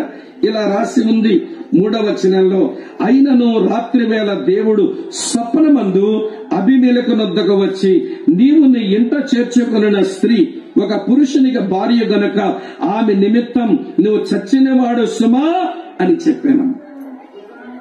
ఏమయ్యా అబీమెలెకు, నువ్వెంత చేర్చుకున్న స్త్రీ వేరొక పురుషునికి భార్య, ఆమె విషయంలో నువ్వు చచ్చినవాడు సుమా అన్నాడు. అబీమెలెకు ఆ మాట విని దేవునికి ఎలా రెస్పాండ్ అయినాడో చూస్తే, ఇక్కడ కూర్చున్న మనకందరికి సిగ్గుపడ్డం అనేది వస్తే, సిగ్గుపడ్డం వస్తుందా? మీకు సిగ్గు రావడానికి నేను సిగ్గుపడ్డానికి తరువాత వచ్చి చదువుతాను. మాకు సిగ్గే పడమంటే మిమ్మల్ని ఏమని పిలవాలి తెలుసా? ఒరే సిగ్గుమాలినోళ్ళారా అని పిలవాల్సి వస్తుంది. సిగ్గుపడే మనసు మనకుంటే ఏమండి, ఒక గంభీరమైన విషయం మన ముందుకు వచ్చినప్పుడు సిగ్గుపడే మనస్తత్వం మనకుంటే ఈ వచనాలు చదివితే మన సిగ్గు రావాలనిపిస్తుంది. నాకైతే నేనైతే సిగ్గుపడుతున్నా ఈ వచనం చదివిన ప్రతి మారు. చదువుతున్నాను చూడండి. అబీమెలెకు దేవునితో ఏమంటున్నాడో 4వ వచనం. అయితే అబీమెలెకు ఆమెతో పోలేదు గనక అతడు, ప్రభువా, ఇట్టి నీతిగల జనమును హతము చేయదువా? ఈమె నా చెల్లెలను అతడు నాతో చెప్పలేదా? మరియు ఆమె కూడా అతడు నా అన్న అనెను. నేను చేతులతో ఏ దోషమును చెయ్యక, చూడండి తర్వాత మాట, యథార్థ హృదయముతో ఈ పని చేసితని అనెను. ఒక అన్య దేశపు రాజు ఇలా అడుగుతాను చెప్పండి, అబీమెలెకు దగ్గర మన దగ్గర ఉన్న బైబిల్ ఎన్ని పుస్తకాలు ఉండుంటాయి? ఇక్కడ ఉన్నారా లేదా? మన దగ్గర ఉన్న 66 పుస్తకాల బైబిల్లో ఎన్ని పుస్తకాలు అబీమెలెకు అందుబాటులో ఉన్నాయంటారు? అమ్మా ఏంటి, ఎన్ని పుస్తకాలు ఉండుంటాయి అబీమెలెకు దగ్గర? ఒక పుస్తకం లేదు. మనం ఇన్ని ప్రసంగాలు వింటున్నాం. తమ్ముడు జోసఫ్ గారు చెప్పారు, ఇప్పుడు నా ప్రసంగం అయిపోయింది, సోమన్నే ప్రసంగం ఉంటది, మన మధ్యాహ్నం తిన్నాకో ప్రసంగం ఉంటది, బోల్డ్ అనే ప్రసంగాలు మనం వింటున్నాం. మంచిది. అభిమేలకి ఎన్ని ప్రసంగాలు వినుంటాడంటారు? అది లేదు, పుస్తకము లేదు, ప్రసంగము లేదు. పోనీ అభిమేలకు దగ్గరకు ఎంతమంది ప్రవక్తలు వచ్చి సేవ చేసి ఉంటారనుకుంటున్నారు? ఏ ప్రవక్త లేడు, పుస్తకము లేదు, ప్రసంగాలు లేవు, ఒక ప్రవక్త లేడు. కానీ దేవుడు అంటున్నాడు, ఏయ్ అభిమేలకు ఆమె విషయంలో చచ్చినవాడు సుమా అనగానే ఇతగాడు అంటున్నాడండి దేవునితో, ఏమన్నాడు తెలుసా? ఇట్టి నీతి గల జనమును హతము చేయదువా? అరే, బైబిల్ లేనోడు, ఒక బోధకుడు లేనోడు, ఎవరి సరైన బ్రతికేంటో నేర్చుకోలేనోడు మేము నీతి గల జనం అంటున్నాడేంటి? తరువాత అంటాడు, నా చేతులతో నేను ఏ దోషము చెయ్యలేదు, నేను యథార్థ హృదయంతో చేశాను. ఆమె అన్ననింది, అతగాడు చెల్లన్నాడు, అందుకే యథార్థ హృదయంతో నేను చేశానన్నాడు. ఒకవేళ అభిమేలకు చెప్పిన ఈ 3 మాటలు చూస్తుంటే, ఇంత బైబిల్ ఉండి, ఇన్ని ప్రసంగాలుండి, ఇంతమంది సేవకులు ఉండి, మళ్ళా ఎవరమైనా దేవుని ముందు నిలబడితేవా మేము నీతి గల జనము డోకిపరులో, మేము చేతులతో ఏ దోషమో చెయ్యము డోకిపరులున్నోళ్ళము, మేము యథార్థ హృదయంతో బ్రతుకుతున్నాము డోకిపరులో మీటింగ్ లో కూర్చున్న వాళ్ళము అని చెప్పగలుగుతామంటారా? అందుకే మనందరికి సిగ్గు రావడానికి అన్నాను నేను. అమ్మ, అర్థమవుతుందా? ఇంకా సిగ్గుపడకపోతే మనల్ని సిగ్గుమాలినోళ్ళని పిలవాల్సి వస్తుంది. దేవుడు అట్లనే పిలుస్తాడు. ఏం పిలవలేదా బైబిల్లో? సిగ్గుమాలిన వారిలారా, మీ సమయం గాలికి పొట్టెగిరిపోయినట్టు మీ సమయం ఎగిరిపోతున్న సిగ్గురాదే అన్నాడు ఒక ప్రవక్త ద్వారా. సిగ్గుమాలిన జనులారా అన్నాడు. దేవుడు అలా అనడానికి ఏం భయపడ్డాడు. కనుక ఈ విషయాలు విన్న తర్వాత ఒక అన్యుడు, పుస్తకం లేనోడు, ప్రసంగాలు విననోడు, ఒక ప్రవక్త లేనోడు, మేము నీతి గల జనము, నా చేతులతో ఏ దోషము చేయలేదు, నేను యథార్థ హృదయంతో ఉన్నానంటే దేవుని కావాలండి మనం. సరే, ఈ 3 మాటలు అబద్ధం అనుకోండి ఉదాహరణకి. ఇప్పుడు దేవుడు ఏమనాలి? ఇంతకు ఇక్కడ ఉన్నారా లేదా? ఏంటి మైండ్ స్విచ్ ఆఫ్ అయిపోయా? చెప్పండి. 3 మాటలు అబద్ధం అనుకోండి, అభిమేలకు అన్న మాటలు. దేవుడు ఏమనాలి? ఏమండా మీలాగా మౌనంగా ఉంటాడా దేవుడు? ఈ 3 మాటలు అభిమేలకు పలికేవి అబద్ధాలు అయి ఉంటే దేవుడు అట్నుంచి ఏమనాలి? నేను అనుకుంటున్నాను దేవుడు ఏమంటాడో తెలుసా? మీలాగా మౌనంగా ఉంటాడు దేవుడు. దేవుడు ఏమంటాడో తెలుసా? యు అభిమేలక్, నోర్మై, ఎవరితో రా నువ్వు మాట్లాడుతున్నావు? కంటిని కలగజేసిన వాడిని కానలేననుకుంటున్నావా? చెవులను కలగజేసిన వాడిని వినలేననుకుంటున్నావా? నాకే మస్కా కొడదామనుకుంటున్నావు? మీరు నీతి గల జనమా? నోర్మై, చేతులతో ఏ దోషమో చెయ్యలేదా? యథార్థ హృదయవుతున్నావా అని దేవుడు కాపాడు ఉండేవాడు. ప్రియులారా, ఆశ్చర్యం ఏంటో తెలుసా? దేవుడిచ్చే రిప్లై చూడండి, భలే బాగుంటుంది. అందుకు దేవుడు ఏంటన్నా ఎస్, అవును. దేవుడు అవునట్టున్నాడు ఏంటండి వాడు పలికిన మాటకు? అమ్మా వింటున్నారా? అవును, నువ్వు చెప్పిన మాట నిజమే అభిమేలకు, అవును. తర్వాత చూడండి, ఇప్పుడు తర్వాత ఇవి యథార్థ హృదయముతో దీన్ని చేసిదివని నేను ఎరుగుదును, మరియు నీవు నాకు విరోధముగా పాపము చెయ్యకుండా నేను నిన్ను అడ్డగించి తిని, అందుకే నేను నిన్ను ఆమెను ముట్టనీయలేదు అన్నాడు. ఇప్పుడు అభిమేలకు పాపం చేసే ఒక అవకాశం వస్తే పాపం చేయకుండా అడ్డం పడింది ఎవరు? అమ్మ, ఎవరమ్మా? నేను అడ్డం పడ్డానన్నాడు. ఎందుకు నేను అడ్డం పడ్డానో తెలుసా? నువ్వు యథార్థ హృదయం కలిగిన వాడవనే అన్నాడు. మరి ఈరోజు పాపం చేసే పరిస్థితులు వస్తే దేవుడు మనకెందుకు అడ్డం పడ్డం లేదు? హృదయంలో యథార్థత లేక. అమ్మ వింటున్నారా? ఇలాంటి మందిరాల్లోకి వచ్చినప్పుడు, లేక కూడికల సాక్ష్యం, ప్రియులారా నేను సినిమాలు చూడడం మానేశాను ఎప్పుడో అంటాడు. అబ్బా, ఏమి యథార్థవంతుడో, పాపాన్ని బలి జయించినాడు అనుకుంటాం. జయించాడా? వాళ్ళకాడు ఏం లేదు. వాడి ఇంటికి వెళ్ళి చూస్తే సోఫాలో కూర్చొని 3 సినిమాలు చూస్తాడు. సినిమా థియేటర్ చూడడం లేదు కానీ చెప్పండి, సోఫాలో కూర్చొని 3 సినిమాలు చూస్తే అందరి ముందుకు వచ్చినప్పుడేమో నువ్వు చెప్పిన సాక్ష్యం నేను మానేశానంటున్నావు పాపాన్ని, నీ సీక్రెట్ లైఫ్ లో అదే పాపాన్ని చేస్తున్నావంటే నువ్వు యథార్థత లేదు గనక నువ్వు పాపం చేయవలసి వచ్చినప్పుడు నీ పాపానికి దేవుడు నిన్ను వదిలేస్తున్నాడు. నీకు నిజంగా యథార్థ హృదయమే ఉంటే పాపం చేయవలసి వచ్చినప్పుడు పాపం చేయకుండా దేవుడు అడ్డం పడతాడు. అభిమేలకి అడ్డం పడ్డోడు నీకెందుకు అడ్డం పడ్డు? ఒక అన్యుడికి అడ్డం పడి సహాయపడేవాడు మనకెందుకు అడ్డం పడి సహాయం చేయడు? సమస్య ఏంటో తెలుసా? మన హృదయంలో యథార్థత లోపించింది.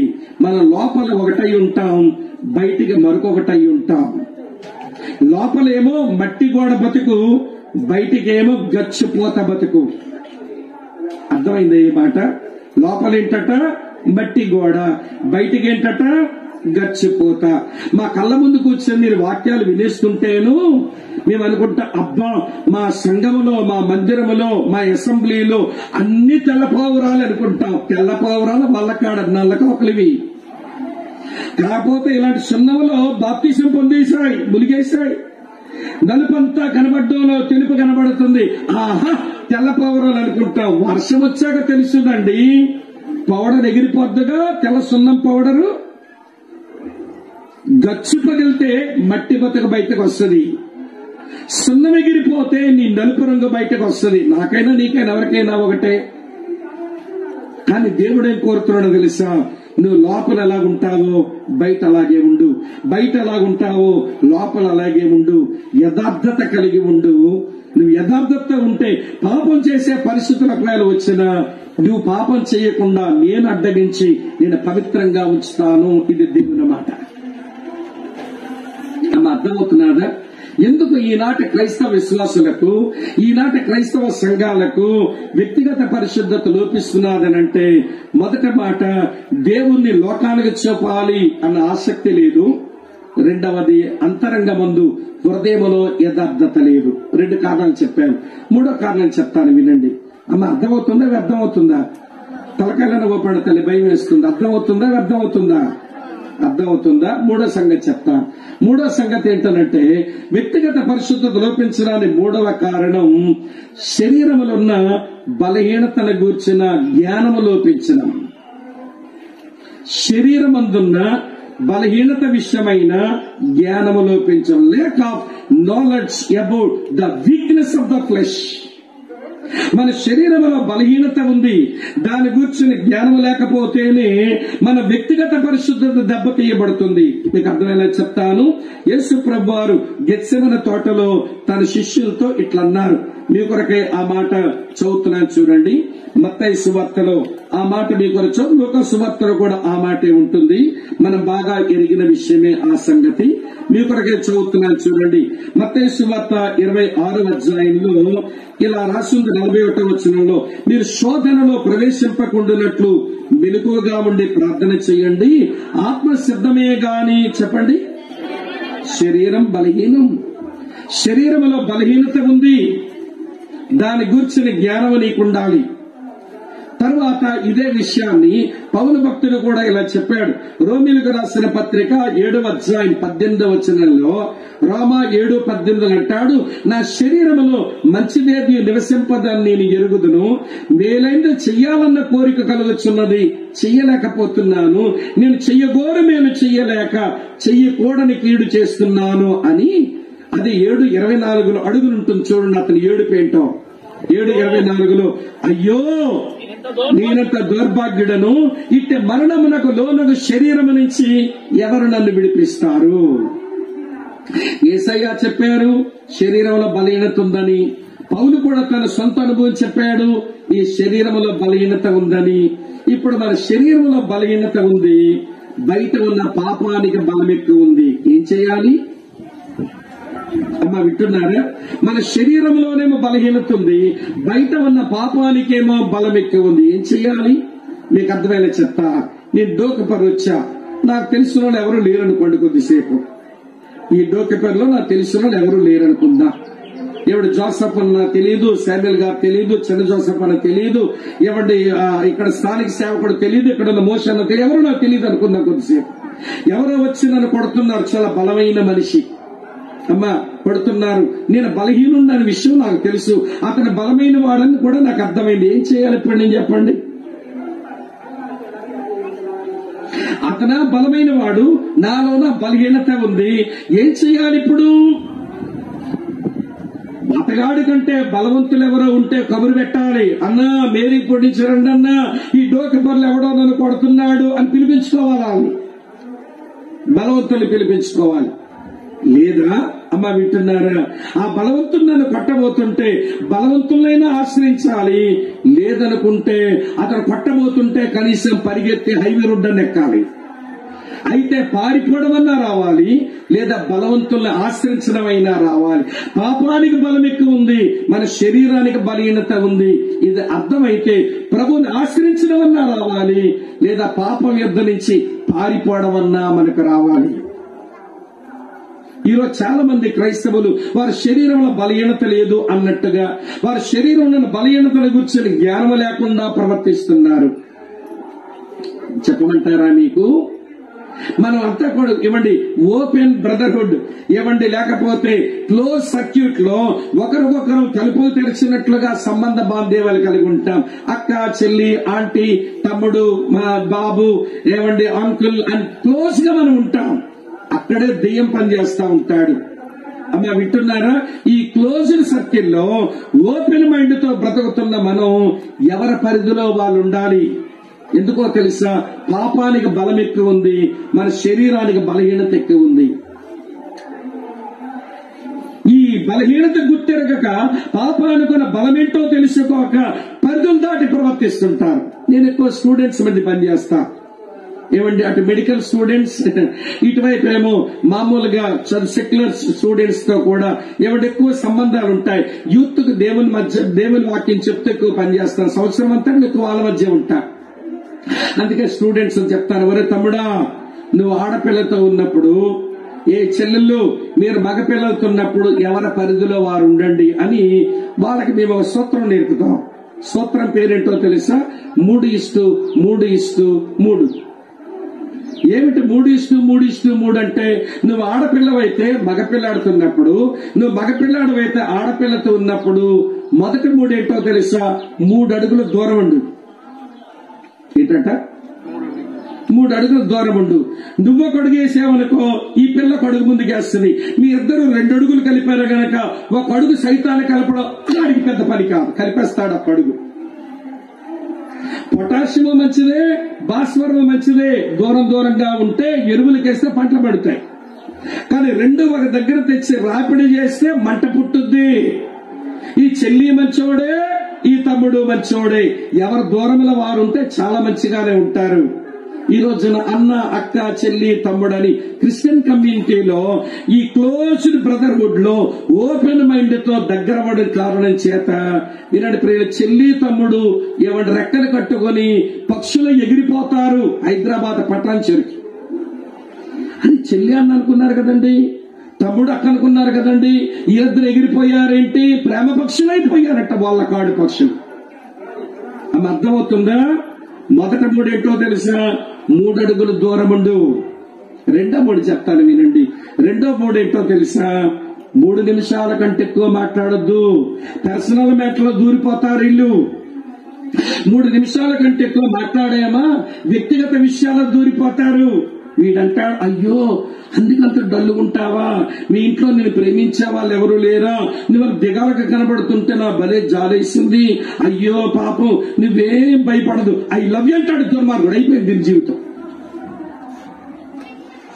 ఏ ఆడపిల్లలు తక్కువ తింటారా? ఈ అంతకంటే వగలబారి గిత్తలు కదా నంగరాశులు. అయ్యో మీరెందుకు అంత డల్లుగుంటారా? మీ ఇంట్లో వారు మిమ్మల్ని ఎవరు ప్రేమించడం లేదా? అందుకే మీరంత డిస్కరేజింగ్ మూడ్ లో కనబడుతుంటారు. మీరేం భయపడకండి. ఐ లవ్ యూ అంటుంది దుర్మార్గురాలు. ఇది ఏటీఎం కార్డు గీకడమే. చుడిదారి కొంటాడు, దాని ఖర్చులుగానే కొంటాడు, గాజులు కొంటాడు, చెప్పులు కొంటాడు, ఏమంటే నెత్తి మీద పెట్టుకునే రబ్బర్ బ్యాండ్లు కొంటాడు. గీకుడు ఏటీఎం కార్డు. ఏటీఎం కార్డు గీకి బతికే గీకించుకుంటాడు వీడు. తర్వాత మీకు అర్థమవుతుంది నేను చెప్పే మాట. మొదటి 3 ఏంటి? ఇలాంటి బాగా ఎక్కుతాయి మరి పర్లేదు, ఇవే లెక్కన పెట్టొచ్చింది. మొదటి 3 ఏంటండి? 3 అడుగుల దూరం. రెండో 3 ఏంటి? 3 నిమిషాల సంభాషణ. 3వ 3 ఏంటో తెలుసా? 3వ మనిషిని పక్కన పెట్టుకో, క్షేమంగా ఉంటావు నువ్వు. నువ్వు ఒక ఆడపిల్లతో మాట్లాడవలసి వస్తే 3వ మనిషి ఉండని. నువ్వు ఒక అబ్బాయితో మాట్లాడవలసి వస్తే నీ చెల్లో నీ స్నేహితురాలు నీ పక్కన ఉండని, కొంచెమైనా సేఫ్ గా ఉంటావు. ఈ రోజున నీ శరీరంలో బలహీనత ఉందని ఎరగక నువ్వు పరిధి దాటి ప్రవర్తించి ఏమంటే చెడ్డ పేరు తెచ్చుకుంటున్నావు, నీ భవిష్యత్తు కాలు రాసుకుంటున్నావు. ఇలాంటి ప్రియులారా, చెడ్డ పేరుతో సమాజంలో తలెత్తుకోలేని మనిషి అయిపోతున్నావు. అందుకనే పౌలు ఇలా హెచ్చరించాడండి. 2 తిమోతి 2వ అధ్యాయం 22వ వచనంలో రాసి ఉంటుంది. 2 తిమోతి 2:22లో యవనుడా యవనేచ్ఛల నుంచి పారిపో. నాకు భలే ఆశ్చర్యం అండి. అప్పటికే తిమోతి చాలా కాలంగా సేవలో ఉన్నాడు. అప్పటికే కొంతమంది నాయకులు నియమించే బిషప్ హోదాలో, అంటే పెద్దలకే పెద్దన్నయ్యలాగా సేవ చేసేవాడయ్యాడు. ఇంత పెద్ద మనిషికి మళ్ళీ పౌలు ఈ మాట ఎందుకు రాయాల్సి వచ్చిందా అనిపించింది నాకు. నువ్వు ఏ స్థాయికి వెళ్ళినా వినండి, శరీర సంబంధమైన ఈ పాపానికి ఎవడు అతీతుడు కాదు. ఈ శరీర సంబంధమైన ఈ లైంగికపరమైన పాపానికి ఎవడు అతీతుడు కాదండి. గతించిన 1 సంవత్సరంన్నర కిందట మా ముఖాలన్నీ వాడిపోయినట్టు అయిపోయినా. ఎందుకో తెలుసా? మేము బాగా ప్రేమించే ఒక మంచి దేవుని వాక్యం చెప్పగలిగిన వాక్య సేవకుడు అతను చచ్చిపోయిన తర్వాత కొన్ని విషయాలు బయటకు వస్తే అరే ఇలాంటి బ్రతుకు బ్రతికాడా ఈయన తలపెట్టుకున్నారు చాలా మంది. ఆయన పుస్తకాలు చదివే వాళ్ళం, ఆయన ప్రసంగాలు వినేవాళ్ళం, అసలు ఇతర మత విశ్వాసములు ఉండే వాళ్ళతో బాగా మాట్లాడగలిగిన అతను ఇంగ్లీష్ అదిరిపోతుందండి. వింటుంటే ముచ్చట ఉంటది. అతను మరణించిన తర్వాత బోల్డన్ ఇల్లీగల్ కాంటాక్ట్స్ తో బతికినాడు అని బయటకు వచ్చింది. ఎంత విచారం. నేను ఒక మంచి దేవుని సేవకుడి గురించి ఎరుగుదును. ఇంగ్లీష్ లో బైబిల్ వ్యాఖ్యానాలు రాశాడండి ఆయన. ఒక బ్యాప్టిస్ట్ పాస్టర్ అమెరికా దేశంలో. చాలా మంచి పేరు వచ్చింది. చాలా పుస్తకాలు రాశాడు. అది ఆఫీసులో ఉంటేను చర్చిలో ఒక అమ్మాయి, ఒక 28 సంవత్సరాల అమ్మాయి వచ్చి తన ప్రాబ్లం మాట్లాడుకోవడానికి వస్తే అంకుల్ అంటే దగ్గరకు వచ్చింది, సమస్య చెప్పింది. ఒక పెద్ద మనిషిగా 58 సంవత్సరాలు పైబడిన ముసలాయన, పెద్ద ఆయన, 20 సంవత్సరాల ఆడపిల్ల సమస్యలు చెప్పుకుని ఏడుస్తుంటే ఆయన ఆదరించడానికి దగ్గరకు లాక్కున్నాడు, పట్టుకున్నాడు. ప్రియులారా, పాపం ప్రవేశించింది ఇద్దరిలో. అది సీసీ కెమెరాలు రికార్డ్ అయ్యింది. ఆయన పట్టుకుని జైల్లో పెట్టారు. జైల్లో పెట్టిన పలకరించుకోవడానికి వచ్చినోడు ఎవడూ లేడు. అరే నేను రాసిన వ్యాఖ్యానం చదువుకున్నారు ఈ సదరన్ బ్యాప్టిస్ట్ వాళ్ళు, నేను రాసిన పుస్తకాలు చదువుకున్నారు మా సంఘస్థులు, ఇంత బాగా సేవ చేశారని అభినందించారు. నీ జైలు పాలైతే ఒక్కడు వచ్చి పలకరించదని. తప్పు చేసి జైల్లో పడినందుకు పడిన బాధ కంటే ఎవడో వచ్చి ఆదరణతో ఒక్క మాట మాట్లాడలేదు, పిచ్చెక్కినట్టు జైల్లో ఉన్నాడట. అది తెలిసిన డాక్టర్ బిల్లీ గ్రామ్ పోయి పలకరించుదామని వెళ్లి ఆ సేవకున్నారు సెల్కెళ్లి అతను చేసిన పాపం తప్ప రైటా అని కూర్చొని చర్చించుకోవడానికి వెళ్లేదు. గాని బిల్లీ గ్రామ్ ఒక మాట అన్నాడంట. అది అతని పశ్చాత్తాపంలో ఒకే ఒక మాట అన్నాడు. అతను కుమిలి ఏడుస్తా గుండె పగలగొట్టుకున్నట్టుగా దచ్చబడినట్టుగా పశ్చాత్తాప అనుభవంలోకి వచ్చాడు. డాక్టర్ బిల్లీ గ్రామ్ వెళ్లి ఏమండి ఆ సెల్ దగ్గర ఉంటే నేను పలకరించడానికి ఎవరో వచ్చారు అంటే సెల్ నుంచి బయటకు వచ్చాడు. ఎదురుగా చూస్తే డాక్టర్ బిల్లీ గ్రామ్ ఏం మాట్లాడతాడా నాతో అని భయపడుతున్నాడు. మనసు దోషారోపంతో నిండిపోయింది. భలే దుఃఖం అనిపిస్తుంది. వచ్చి కటకటాల యువతలు నిలబడ్డాడు. కటకటాల అవతల డాక్టర్ బిల్లీ గ్రామ్ గారు ఉన్నారు. బిల్లీ గ్రామ్ గారు ఏడుస్తున్నాడట.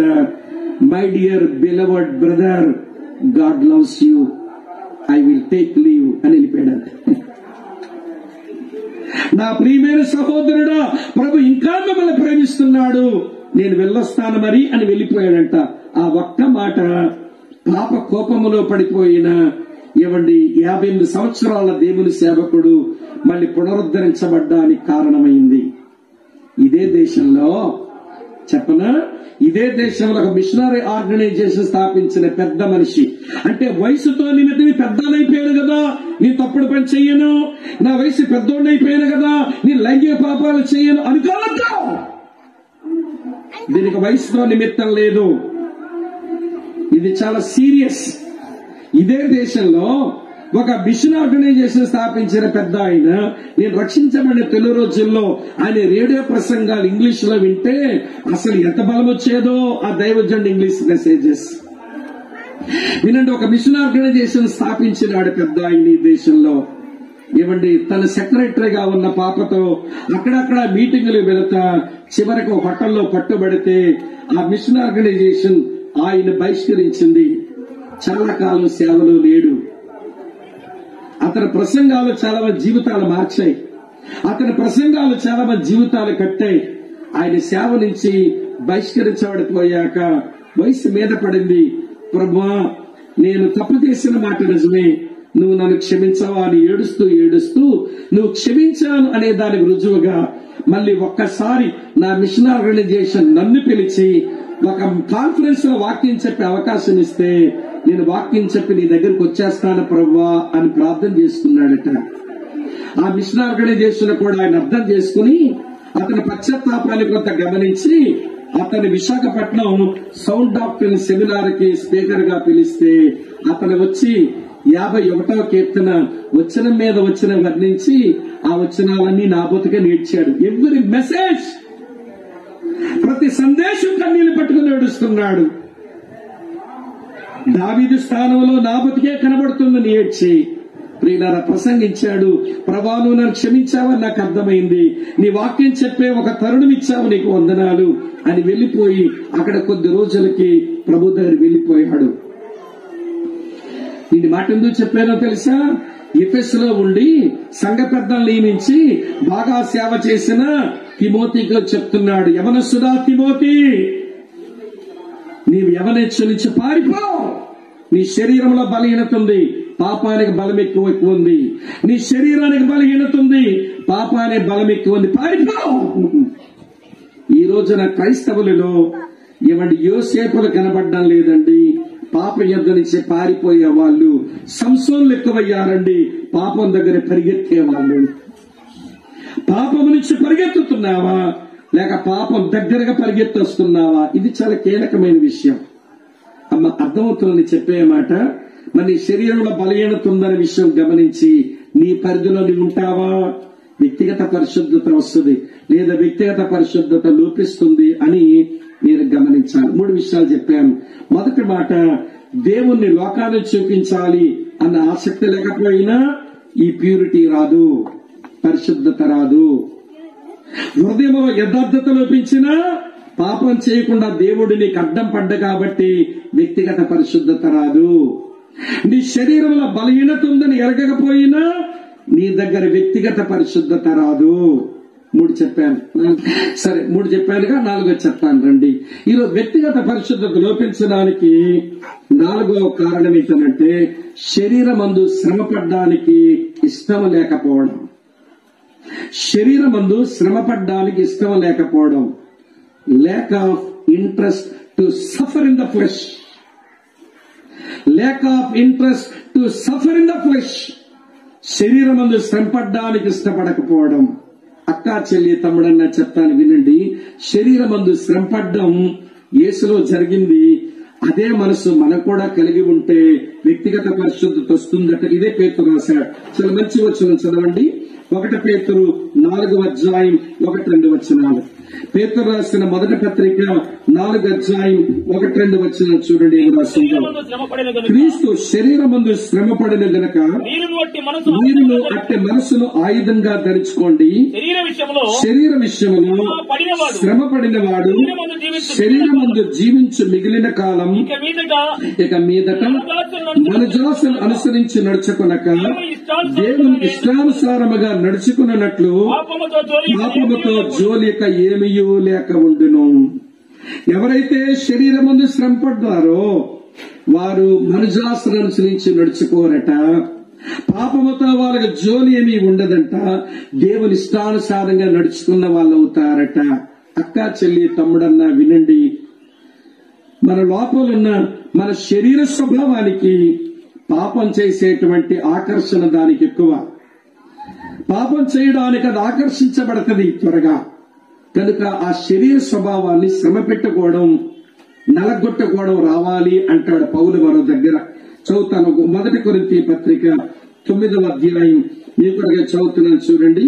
27వ వచనం ఇలా ఉంది: గాలిని కొట్టినట్టు నేను పోట్లాడలేదు గాని ఒకవేళ ఇతరులకు ప్రకటించిన తర్వాత నేనే భ్రష్టుడినైపోదునేమో అని నా శరీరమును నలగగొట్టి దాన్ని నేను లోపర్చుకొనుచున్నాను.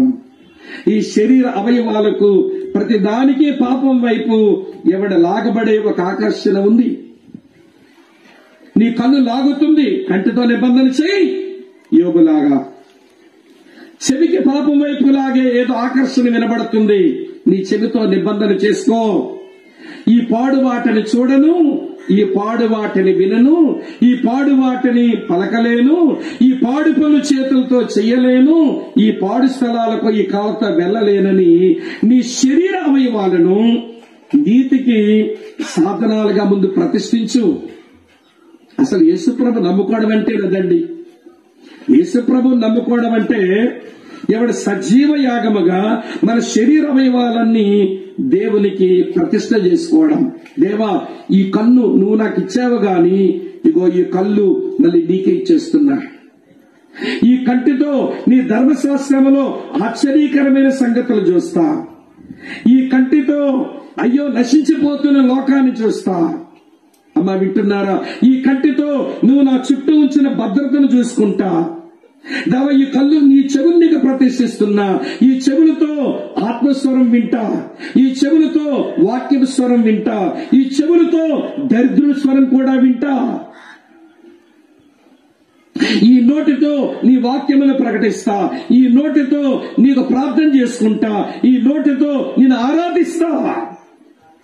ఈ చేతులతో నీ తట్టు చేతులెత్తి ప్రార్థిస్తా, ఈ చేతులతో బలహీనుడికి ఓతనిస్తా, ఈ చేతులతో నీ మందిర పరిచర్య చేస్తా.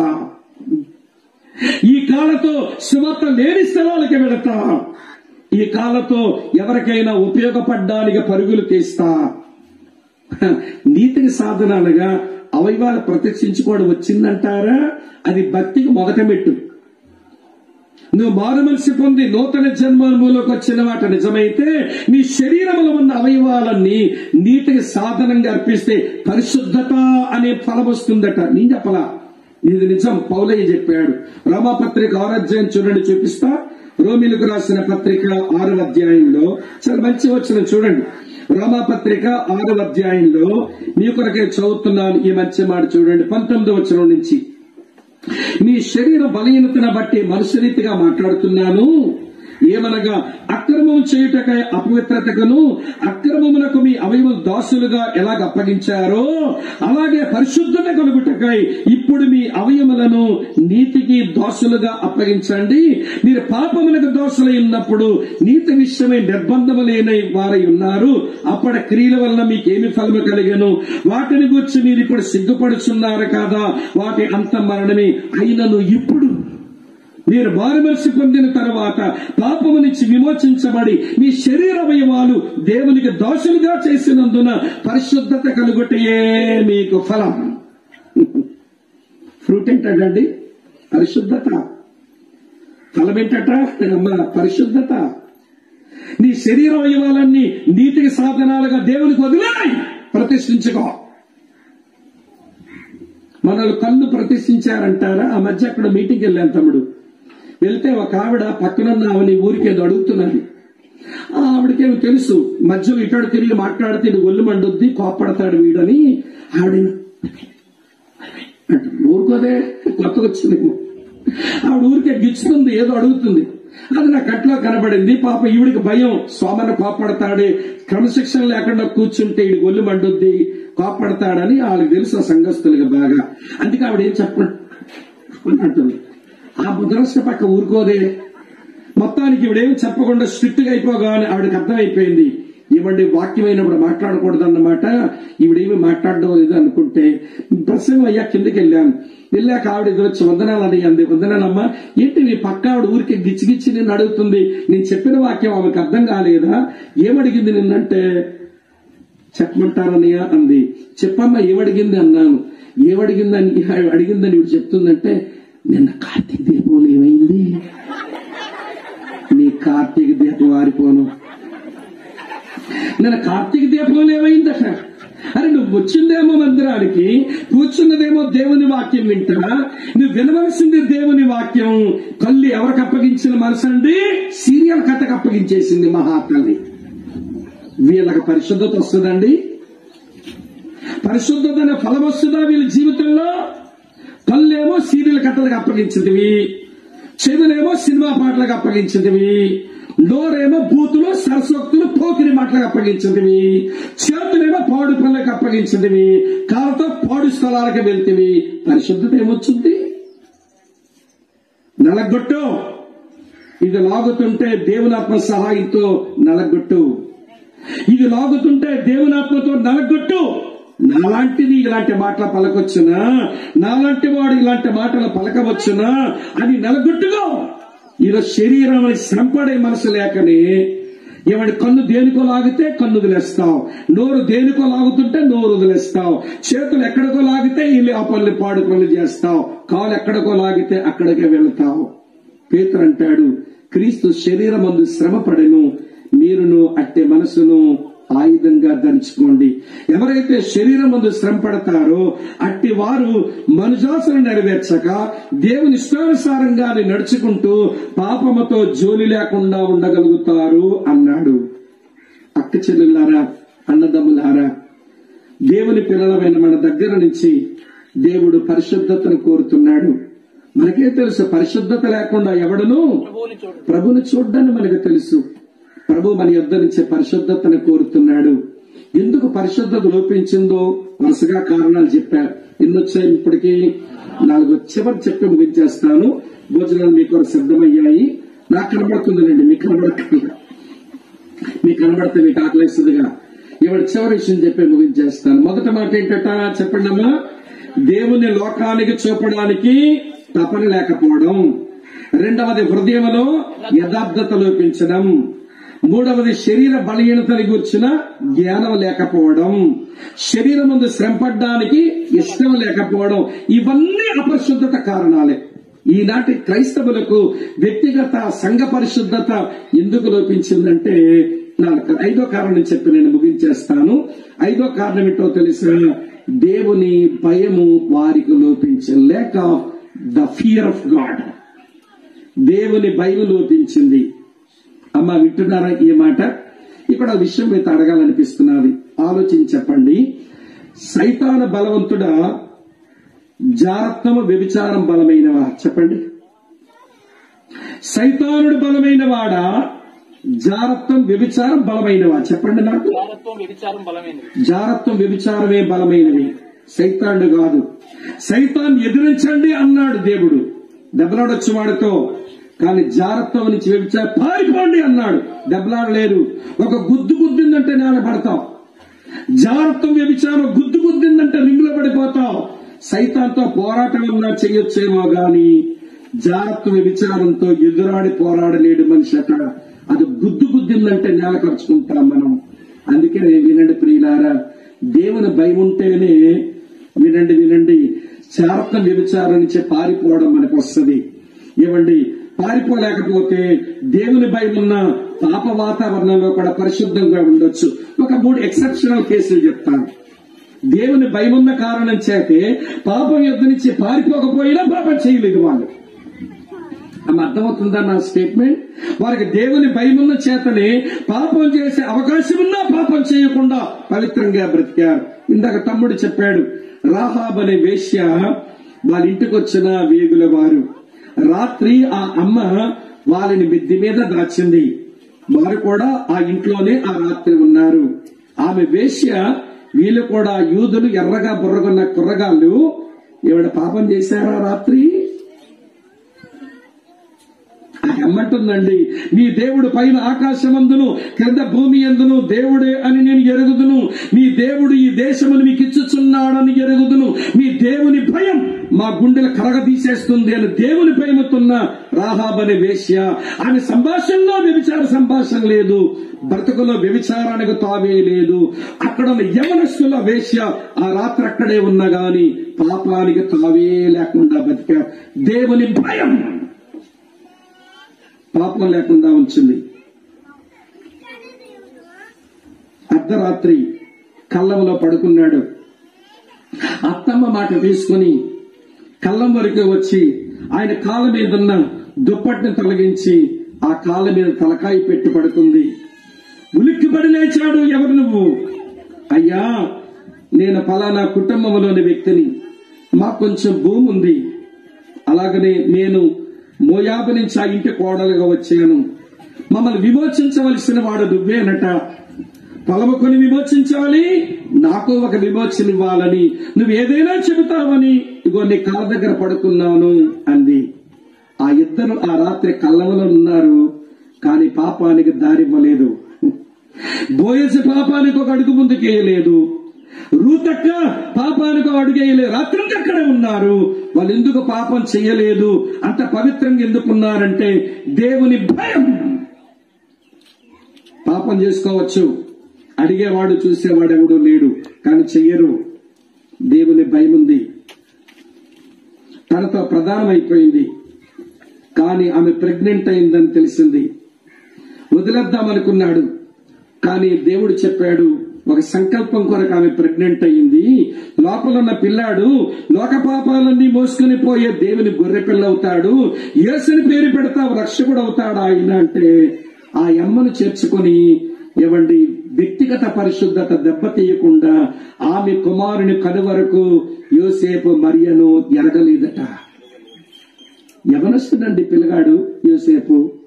ఆ పిల్లగాడు యవనస్తురాలే, దేవుని ఆత్మ చేత ప్రెగ్నెంట్ అయింది. కానీ పాపాలు యోసేపు గాని మరియ గాని ఒక్క ఏమండి అడుగేయలేదండి. వాళ్ళు ఎందుకంత పవిత్రంగా ఉన్నారు అంటే నేనంటాను దేవుని భయం. నాకు అనిపించింది, ఈ పిల్ల పొట్టలో దేవుని కుమారుడున్నా యోసేపు ఆమెను అపవిత్రపరచిన ఆ దేవుడు ఎంత బాగా నమ్మాడు యోసేపుని. దేవుని నమ్మకాన్ని వమ్ము చేయకుండా తన పవిత్రతను ఎంత బాగా కాపాడుకున్నాడు యోసేపు అనే కుర్రగాడు. మరి కూడా అలాగే పవిత్రంగా ఉంటుందని ఎంచాడు. పాపం చేయడానికి అవకాశం ఉన్నా దేవుని భయం ఉంటే పాపం చేయకుండా పవిత్రతను కాపాడుకుంటారు. అక్కల్లారా, చెల్లాయిలు, అన్నయ్యలు వినండి. ఈ రోజున మన పెద్ద వయసుకు వచ్చాం. మన వెనకాల మరొక గుంపు వస్తుంది, చిన్నపిల్లలు, యవ్వనస్తులు. పవిత్రంగా బ్రతకడానికి రోషం, పవిత్రంగా జీవించడానికి పౌరుషం, అది మనం నేర్చుకుని మనం నేర్పించకపోతే మరో తరవలో సంఘం అంటే అపరిశుద్ధుల గుంపు అన్న పేరు వస్తుందా? సంఘం అంటే ఇది ఒక పాపుల గుంపు అని పేరు మిగుల్చుకుంటామా? ఇప్పుడు చెప్పండి. మిమ్మల్ని పిలిచిన వాడు పరిశుద్ధుడై ఉన్న ప్రకారము మీరును పరిశుద్ధులై ఉండండి. సమస్త ప్రవర్తన యందు పరిశుద్ధులై ఉండండి. పరిశుద్ధత ఎందుకు లోపించిందో 5 కారణాలు చెప్పాను. పరిశుద్ధత ఎలా వస్తుందో మధ్యాహ్నం మీతో చెప్తాను. మొదటి కారణం, అమ్మ వింటున్నారా మీరంతా? ఏమంటే దేవుని చూపించాలని ఆసక్తి లేకపోవడం. రెండవ కారణం, హృదయంలో యథార్థత లోపించింది. మూడవ కారణం, శరీర బలహీనత గురించిన జ్ఞానం లేదు. నాలుగో కారణం, శరీరమందు శ్రమపడే మనసు లేదు. 5వ కారణం, దేవుని భయం లేదు. నేను ఎప్పుడు క్రైస్తవులతో మాట అంటాను, దేని గురించైనా ప్రార్థన చేయడం మానేయండి, పర్వాలేదు. కానీ దేవా, నీ భయం లేకుండా బ్రతికే బ్రతుకు నాకొద్దు. నీ భయం నాకు నేర్పించవా? నీ భయం నా హృదయంలో నింపవా? నీకు భయపడుతూ జీవించే జీవితం ఇవి ఒక్కటి అడగండి, అన్ని బాగుంటాయి. మనం ఇది ఒక్కటే కోల్పోతున్నాం, మిగిలినవన్నీ కోరుకుంటున్నాం. కనుక ఈ మధ్యాహ్నపు వేళ నిన్ను పిలిచిన దేవుడు పరిశుద్ధుడు. ఆయన గురించి చెప్తాను మధ్యాహ్నం. ఏమండి, ఆ దేవుడు పరిశుద్ధులుగా ఉండడానికి మనల్ని పిలిచాడు, పరిశుద్ధులుగా ఉండమని కోరుతున్నాడు. స్థానములో పరిశుద్ధత ఇచ్చాడు, స్థితి అందులో పరిశుద్ధత కోరుతున్నాడు, సంపూర్ణ పరిశుద్ధత ఇవ్వాలని ఎదురు చూస్తున్నాడు. తల వంచండి, కళ్ళు మూసుకోండి, ప్రార్థన చేస్తాం. నాలోని ఆశ నాలోని కోరిక నిన్ను చూడాలని నాలోని ఆశ నాలోని కోరిక నిన్ను చేరాలని